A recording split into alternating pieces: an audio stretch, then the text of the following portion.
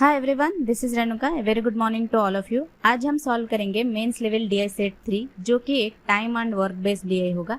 Time and work का LCM concept आप सबको पता होगा, मैंने भी अपने बेसिक क्लासेस में एलसीएम कॉन्सेप्ट आप सबको समझाया हुआ है। डेज इनटू एफिशिएंसी क्या होता है? Total work.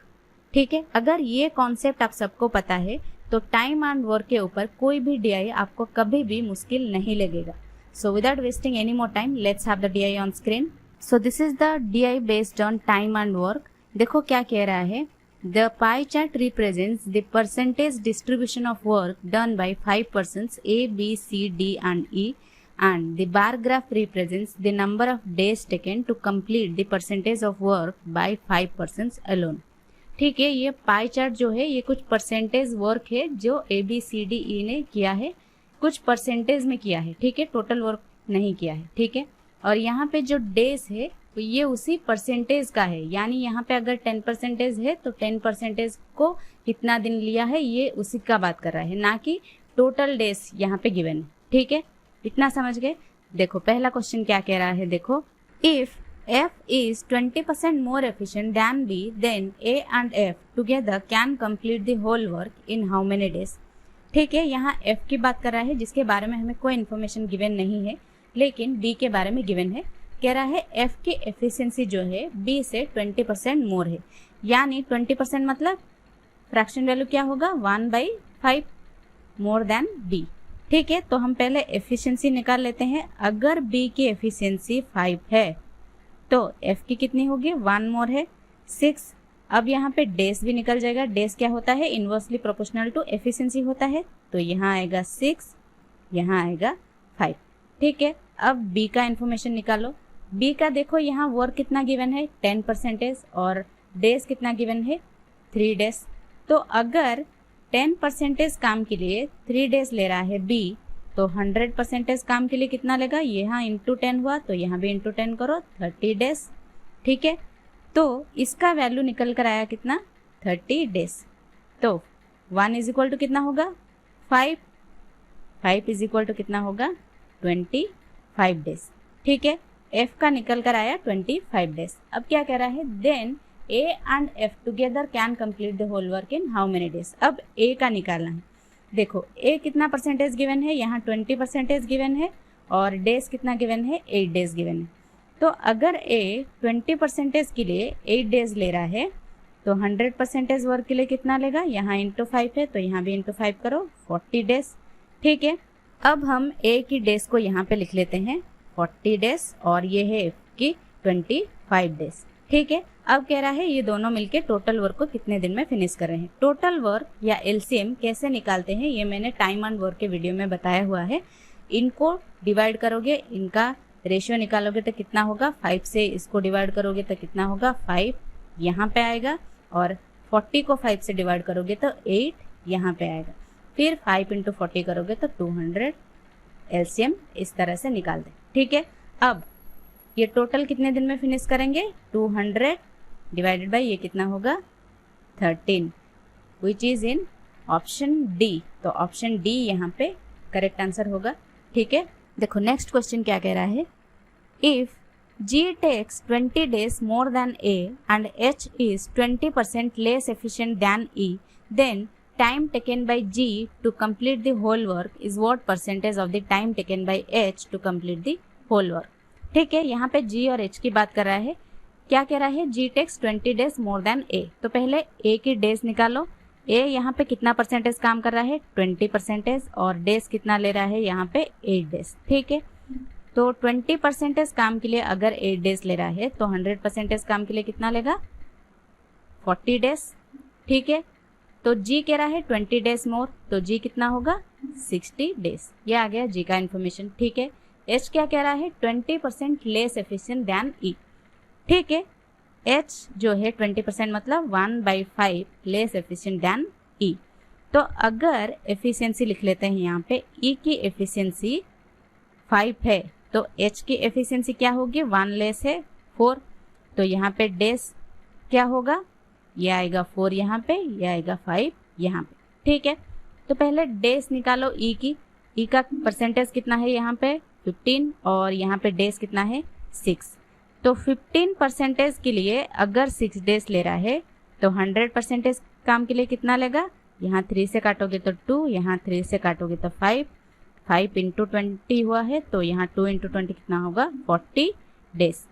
ठीक है, तो यहाँ 4 इज इक्वल टू 40 डेज होगा तो 5 इज इक्वल टू कितना होगा 50 डेज।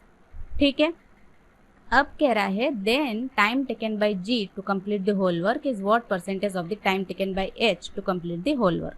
ठीक है, यहाँ पे जी 60 और एच कितना है 50 डेज। तो 6/5 करो, 0 0 तो अपने आप कट जाएंगे, इंटू 100 करो तो 5 से काटोगे तो 120% विच इज इन ऑप्शन सी। तो ऑप्शन सी यहाँ पे करेक्ट आंसर होगा। ठीक है, अब देखो अगला क्वेश्चन क्या कह रहा है, देखो if K takes 10 days less than D and M takes 6 days more than C to complete the whole work, then in how many days K, M and A together can complete the whole work। ठीक है, यहाँ पे K, M और A की बात कर रहा है। K क्या ले रहा है, D से 10 डेज कम ले रहा है, तो पहले D की डेज निकालो। D यहाँ पे परसेंटेज कितना वर्क गिवन है, देखो 30% और डेज कितना गिवन है 15 डेज। तो अगर 30% काम के लिए 15 डेज ले रहा है तो 100% काम के लिए कितना डेज लेगा, ये इसका क्या है आधा है, तो यहाँ भी आधा होगा 50 डेज। ठीक है, के क्या कह रहा है 10 डेज कम ले रहा है तो क्या होगा 40 डेज, के का आया 40 डेज। ठीक है, अब एम की बात कर रहा है 6 डेज मोर देन सी, तो पहले सी की निकालो। सी यहाँ कितना परसेंटेज वर्क गिवन है 25% और डेज कितना गिवन है 6 डेज यहाँ पे। तो 25% काम के लिए अगर 6 डेज ले रहा है तो 100% काम के लिए कितना लेगा, ये इंटू 4 है तो ये इंटू 4 24 डेज। लेकिन एम कह रहा है 6 डेज मोर देन सी, तो 6 डेज मोर मतलब 30 डेज, एम का आया 30 डेज। ठीक है, अब ए का निकालो। ए यहाँ पे कितना परसेंटेज गिवन है 20%, डेज कितना गिवन है 8, तो यहाँ 20% इंटू 5 होगा तो यहाँ 8 इंटू 5 होगा, कितना होगा ए का डेज आया 40 डेज। ठीक है, तो 40 30 40 का एलसीएम क्या होगा 120, यहाँ पे आएगा 3, यहाँ आएगा 4, यहाँ आएगा 3, ये टोटल कितना है 10, तो 120 डिवाइड बाय 10 कितना होगा 12 डेज। तीनों मिलकर काम करेंगे तो 12 डेज लेंगे विच इज इन ऑप्शन ए, तो ऑप्शन ए यहाँ पे करेक्ट आंसर होगा। ठीक है, now moving on to the next question, what is the difference between the time taken by A and D together to complete the whole work to the time taken by B and E together to complete the whole work। ठीक है, यहाँ पे difference निकालने की बात कर रहा है, पहले A और D की निकाल लेते हैं। यहाँ पे देखो A का वर्क कितना परसेंटेज गिवन है 20% और डेज कितना गिवन है 8 डेज।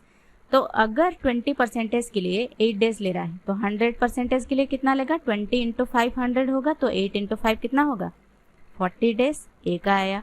ठीक है, फिर डी का यहाँ कितना परसेंटेज वर्क गिवन है 30% और डेज कितना यहाँ गिवन है 15 डेज।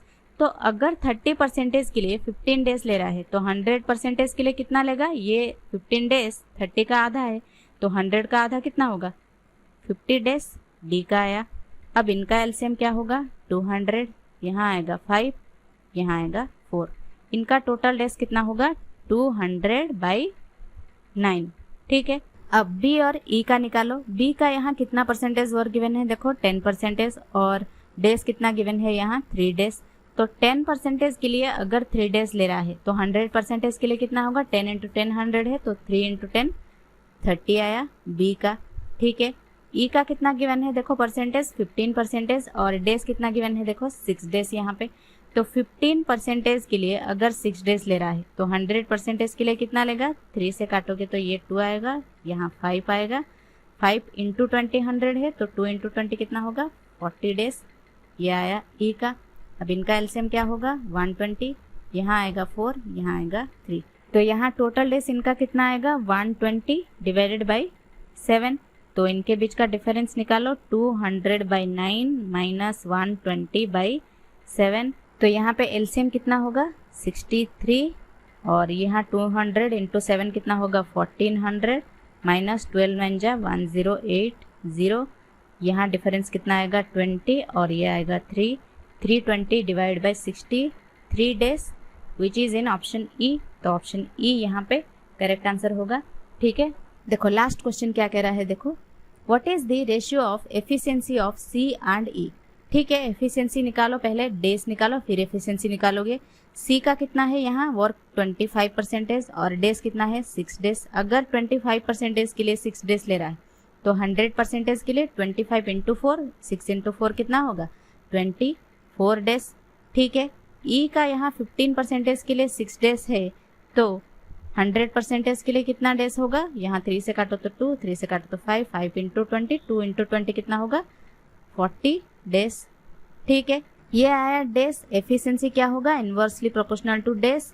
तो कैसे निकालते हैं, 8 से डिवाइड करोगे तो 40 को 5 यहाँ पे आएगा, 24 को डिवाइड करोगे तो 8 से 3 यहाँ पे आएगा। तो कितना आया 5:3 which is in option B. तो ऑप्शन बी यहाँ पे करेक्ट आंसर होगा। ठीक है, तो ये था time and work based DI. I hope ये सेशन आप सबको पसंद आया होगा। सेशन हेल्पफुल रहा तो लाइक और शेयर जरूर करना। तो आज के लिए इतना ही। That's all for today. Bye bye, take care.